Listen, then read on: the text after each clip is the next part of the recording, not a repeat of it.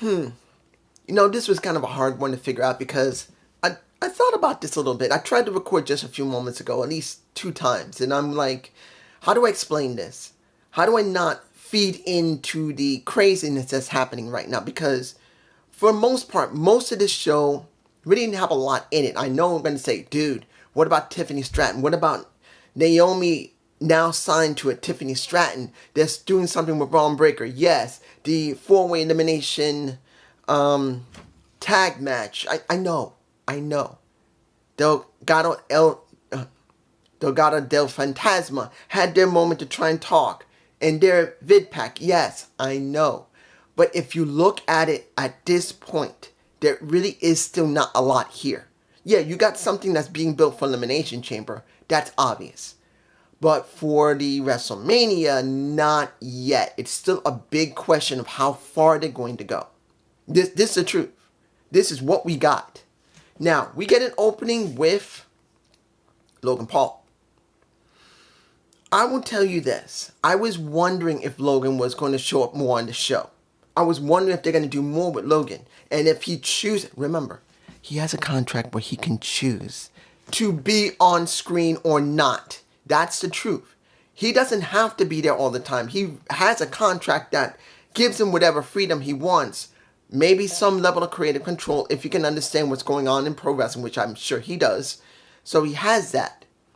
But that does not mean he's going to literally just be there every week. He probably had negotiated with them or said, dude, we want to do something for WrestleMania. We need you here. Are you willing to do this? Can you make time for building into WrestleMania? Because we need this. And he said, all right, I'll do some work here. And maybe I'll do some work into Elimination Chamber and maybe beyond that. But let's go and see what we'll do. Because that's what this is. This is first for Elimination Chamber. I have no idea if he's going to go all the way into WrestleMania being there every week. I don't know. Was it a good segment that he did? Yeah, it wasn't bad. He puts over a pissed off donut of a Kevin Owens. And this is what we got before the match between him and Austin Fury, who, I'm going to tell you this. Do I care about Austin Fury? No. And here's why. Austin has been pushed multiple times now when Vince was in control, Triple H has been in control, but not really fully in control, and now fully in control. And as far as I can tell, Austin really hasn't gotten anywhere yet. He hasn't. He's more better when he's with the Grayson Waller effect and Grayson Waller than he is by himself. Now, you could say, well, he's with Grayson Waller, but they're not really acting fully like a tag team. It's like two guys that are doing stuff together, but they're not a real tag team. That's what this feels like with Grayson Waller and a Austin Fury. A-Town down, you please. They need to do something with him. Or he needs to do something with someone else. He needs to be more of a tag team specialist only. Stop doing this separate stuff. No more tag matches separately. You must do it together. That's what I'm saying. Of course, he didn't win. He got his face smashed in with some brass knucks because of what Kevin Owens said. I mean, obviously, when he made it very clear, yeah, this is me. I always get caught sooner or later. I do this stuff. You saying I'm not going to get another shot? Of course I'm going to get another shot. And my bad, I got caught by the ref. But no matter what, I'm coming for you. That's what he told Logan Paul. And that was before the match. And afterward, brass knucks to the face of an A-Town down. That's it. He went down. He took the hit. He went A, and then he was down. That was it. He didn't get a chance to say Austin. He didn't get a chance to say A-Town down. He got decked straight A before he even said the word A. Done. So that's what we got. Next, the fatal four-way for the qualifying for wait a minute. Was it a fatal four-way? I think it was. Yeah, I think it's a fatal four-way for the qualifying match to see who will go up against the Raw tag team of another fatal four-way to deal with Judgment Day. Now, who do we have? Delgado El Fantasma. We got LWO. We got the who else? We got Pretty Deadly, and then we got the team that I didn't think would win it all. Tyler Bates and Pete Dunne. I thought they wouldn't just let these two do anything because they've only had maybe 1 or 2 matches on the show. It would make no sense for Pete Dunne and Tyler Bates. Oh, they won. They won. They won. You're not going to try and put over LWO. No. Even though we just saw right before the match happened, Santos Escobar with the rest of Delgado and Fantasma seeing Electric Lopez looking sexy as hell, saying that this is about family, this is about familia, this is about honor and our legacy and all this, and we have to get rid of LWO. And no, they didn't win. Then LWO, with Carlito supposedly the one who should be the leader, who should also have as himself a protege. Well, calm down. He should be having a protege of Dragon Lee, because he's been in the business longer than Dragon Lee has. And clearly, since Ray is not there, Carlito should be the one to take up the reins for Dragon Lee. No, he's not there. He's not part of LWO, Dragon Lee. He's not there. So what we get here, 100%, is a waste of time. You just threw 2 guys who basically, if Vince was there, he would not let anything work with them. Not as a tag team and not as singles. Win this match so they'll go up against whoever's going in Raw so Judgment Day can job them out. Because I just don't see Judgment Day getting those titles taken from them. At least not until WrestleMania. So this is going to go into Elimination Chamber, and it just feels like, well, you just let the weakest team win. Because they only been a team maybe, how many matches? 1 or 2 matches? I'm sorry. It's dumb. Now, the 6-man tag that really didn't have a match and had the most stupidest booking that I've seen.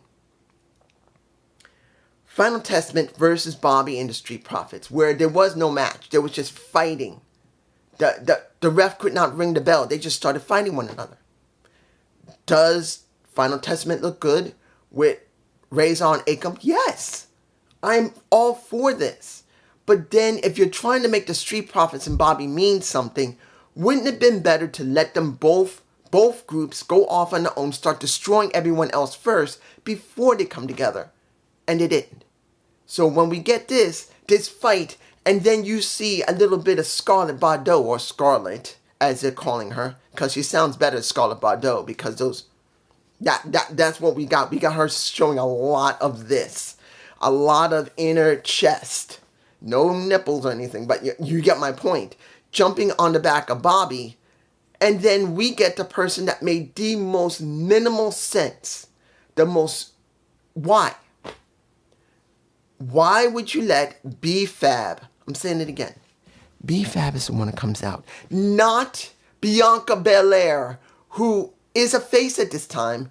Bobby and the Street Profits are faces at this time. You're not even letting who literally, you see I'm getting angry here. This infuriates me.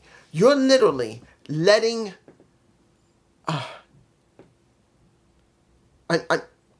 stay calm. You got Bianca and her husband, Montez Forbes, have a show about themselves. They have a show right now that's being aired on, I think Pluto or wherever. They already got this show on Hulu and Pluto probably. Pluto's going to replay whatever Hulu shows eventually. You got them having their own show, and you don't put them on the same freaking team together when they're all faces right now. Bobby's a face. Angelo Dawkins is a face. Montez Ford is a face. And you're not willing to let Bianca be with her husband and let Angelo... I'm about to say Angelo Dawkins. You see I'm mad. This was stupid. Why would you let B-Fab be there? Why? People would appreciate Bianca more than B-Fab, and you let B-Fab be there. B-Fab, and I'm not even against B-Fab. I don't hate her, but it should be Bianca and Montez, not B-Fab. It's stupid. I don't know whoever came up with this. Why? because she's so prominent, she's better than her husband, you should not be pairing them together when you should? I don't get it. I'm moving on. I'm moving on. All right. Naomi signs a contract. So bright. Sorry. Naomi signs her contract. She is now part of SmackDown. But also, Tiffany Stratton has now signed her contract. She is now going to SmackDown as well. And to prove how tippy-top she is, she smacks Michin in the face. We get a match. Michin versus Tiffany Stratton, who I knew for a fact was going to win this, because they're not really doing a lot with Michin. They're trying to hype her up, but honestly, I've not seen anything from her. Nothing great. Yes, she had her match against Io Shirai once, but the key here is that was the first real match Io ever had without anyone helping her. So it didn't really feel legitimate for Io Shirai. And then Michin, I'm not surprised she jobbed to Io, because it's the first time Io was allowed to have a match without help. So it didn't really mean anything for a Michin. So match was fine, there was no problem, but still, I'm not surprised. Now, before we get to the last thing, let me tell you this, because we now have a duo crew on commentary. Corey Graves and Wade Barrett, Stu Barrett, is now working together. To be honest, throughout the night, it felt a little awkward. Both of them are color commentary. See it like this. Corey Graves, yes, had Kevin Patrick's jobs. He basically was trying to be a good guy and a bad guy at the same time. He was trying to be a straight man and a color commentator at the same time. He was, because Kevin Patrick was just not suited for the job, and he's tried, but it just didn't work. So now you got someone who really seems to be more of color commentary, being a straight man with a guy who's another color commentator, and a Wade Barrett. And I'm not feeling it. Maybe Corey Graves will grow into it, which I do believe he could. But when it comes down to it, let's make this clear. You got two color commentators doing the job of where there should be one straight man and one color commentator. And it feels awkward. Doesn't mean it was bad work from Corey Graves or a Wade Barrett. It didn't feel that bad, but it's going to take time. And honestly, I do believe he could pull it off in time, and that's Corey Graves. But will he be given that time? I do believe they will give him time. But since SmackDown will be moving to USA in the next couple of months, he doesn't have a lot of time. Because if by the time of when Raw goes off of USA, and maybe SmackDown will take its place immediately when it goes off the air, he's got a lot of work to do. Because he just didn't feel right. He felt awkward to me personally. Now, let's talk about Bayley. The second best segment of the show. It's what we were waiting for. It was very obvious. Obvious is not the right word. What would be the right word? I know people would say telegraphed. Other people would say obvious. It was mostly formulaic. That's the best way to say it, because mostly we knew this was going to happen, but we just didn't know how Bayley was going to approach it. She goes to the ring with Damage Control, who was laughing at her in the background when she was in the locker room. She heard them talking and then laughing about her. They all come out together, and Bayley immediately shows that she's a face. 100% talks about how it felt when she was how can I say this? She mainly talked about Damage Control. She mainly talked about how she felt sad and frustrated, but she had Damage Control. She loved them. She was proud of all of them. And she believed in them. Until, and this is the thing, you got Asuka laughing. You got Io laughing. You got Kyrie laughing. No Dakota Kai. So my guess is that next week Dakota's going to have to choose between Bayley and Damage Control. I don't know which one she's going to do. I just don't. There's a good chance she'll go to Bayley, not Damage Control. But we didn't have Dakota coming out, so it was only those four. And Bayley confronted Io and spoke some Japanese, and they were all, and said, yeah, you think I didn't know? And she was speaking in Japanese a little bit. So she said, what, you think I didn't learn something, particularly all the times we were together and you were laughing and calling me names behind my back? We didn't have a problem together. We founded Damage Control, me, you, and Dakota. And once they came in, you changed. Why? And she was demanding why, and then she got her ass handed to her until she decided to go to one of the turnbuckles, reaches under the ring skirt, grabs a pipe, and just starts whacking everybody until she reaches Io, and she's staring at her. Io holding her title in her hand, ready to try and hit Bayley, but doesn't. And Bayley holding the pipe, wanting to hit her, but couldn't. And now we know Bayley will be going after Io. This is what we got. Was it done bad? No, it was mostly formulaic, like I said. But we just didn't know how Bayley was going to approach it. Seeing that she did speak mostly like a heel, generally like a heel, was not the surprise. That's the formula. But how was she going to deal with after she got dumped by Damage Control? You just saw. She got a pipe, she whacked them, she stared down Io, but she couldn't hit her. And Io couldn't hit her. And she said, I'm coming for you. There you go. Let me see here. What else am I missing? That's it. The ending of the show. And I'm sure I'm missing something, but the ending of the show is this. It is what I'm sure many people are going to be talking about the closing of the show, the bloodline, with Roman Reigns talking and basically chewing a new one out of Seth Rollins, saying that he says his title's better. Not only is he won that title already from Seth, well, not Seth directly there, but he won it multiple times. He makes more money than Seth. He's not walking around like a cripple going like this. And he did that. He did, talking about Seth back and walking in the ring going like this. As someone who has a messed up leg and is disabled. It didn't get me upset. Understand, this is something that many people are going to get offended. And it's dumb. Look, people use real life in wrestling. There's nothing wrong. Like I said, stereotypes are in wrestling. A heel is going to go and hit you below the belt and hit you straight in your damn nuts. Like this. He's going to hit you in your nuts. And then he's going to walk away and people say, what happened? He said, I don't know. He just fell to the ground. But you were the one who hit him in his nuts. It's what heels do. And if people who are disabled get offended by that, seeing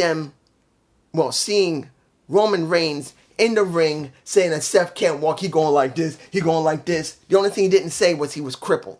But that's what he was implying, and they get offended. Don't watch wrestling.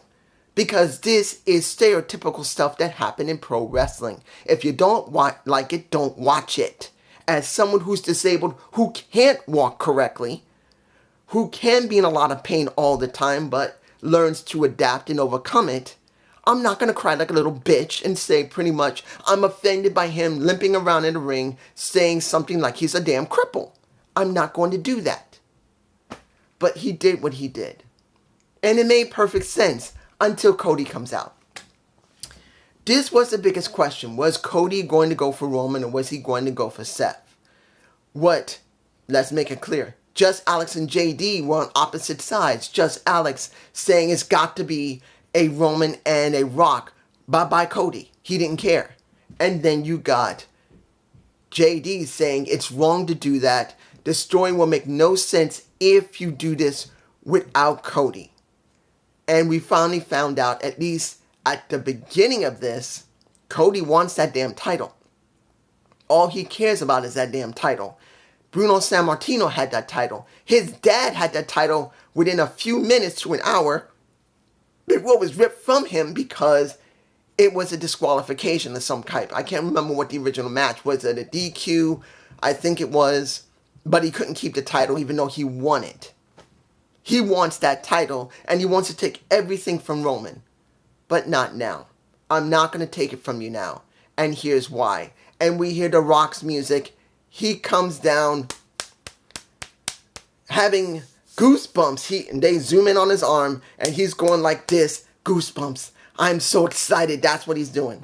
Walks to the ring, walks up to Cody, shakes his hand, hugs him, and says something in his ear. Don't know what he said, but if I had to take a guess, this is just me, this is my speculation. He said, thank you. Thank you for doing this for me. This means a lot to me, to work with my cousin. Your dad would be very proud of you. Something like that. And Cody leaves the ring, walks to the back. Roman walks over to Rock. Rock walks over to Roman, and they just stare at each other. Over. Nothing else. They fade to black. This is what we got. Now, does this mean this will be for a WrestleMania? No, it doesn't. But does it mean they're going to have a match? Yes, it does. The question is going to be, when is the match? Is it going to be a Royal... I'm about to say Royal Rumble. I think the main reason I just botched there, thinking about Royal Rumble, is because so much talk before Royal Rumble that came from JD, Just Alex, and other people screaming that it has to be Roman and it's got to be Rock. It's got to be Cody and it's got to be Roman. Who gives a damn about either one? It's got to be. Honestly, you don't get it. I still say this 100%. If the Cody storyline was way better than the Roman and either CM Punk or Seth Rollins, or in this case The Rock, doesn't matter. It doesn't matter. It's not about that. It's about Ari. Ari Emanuel owns TKO WWE. And no matter, even if the story of Cody is the proper match and story to follow, which will give us more going forward past Royal Rumble, past Elimination Chamber, past a WrestleMania, even all the way into Survivor Series and SummerSlam, then Survivor Series. For the entire year, let's say the Cody storyline is better than anything that could be with Roman and Rock. 100%. This would be better because you can continue building, because The Rock, even though he's now part of the chairman of the board of TKO Group Holdings, does not mean he'll wrestle all the time. This may be a one-off match that he will do this year only, and you will not see him for the rest of the year at all, counting if this is his last match, if it's his last match. Even if Cody is the proper way to go, it don't matter. This is what Ari wants. This is what Ari Emanuel wants. It don't mean anything about what Triple H wants. It don't mean anything about Bruce Pritchard. It didn't mean anything about anyone who understand how real good wrestling should be. It should be about Cody. If it was Cody, the better story. It's about this. 100% this. Money. And no matter what Just Alex is going to say, because he's going to say, I was right. It's going to be Roman Reigns. It's going to be a Rock. It's going to be a WrestleMania. And JD saying, no, this is not going to happen. It's going to happen in Elimination Chamber. It don't matter either one of them. Ari wants this. Ari is going to order this to be booked either at Elimination Chamber or WrestleMania, or let's say, it's not going to be either one, and it'll be at SummerSlam or Survivor Series. If he wants it there, it's going to happen. So, I don't know why they're exploding, because this is the way I see it. But it's just me. Peace.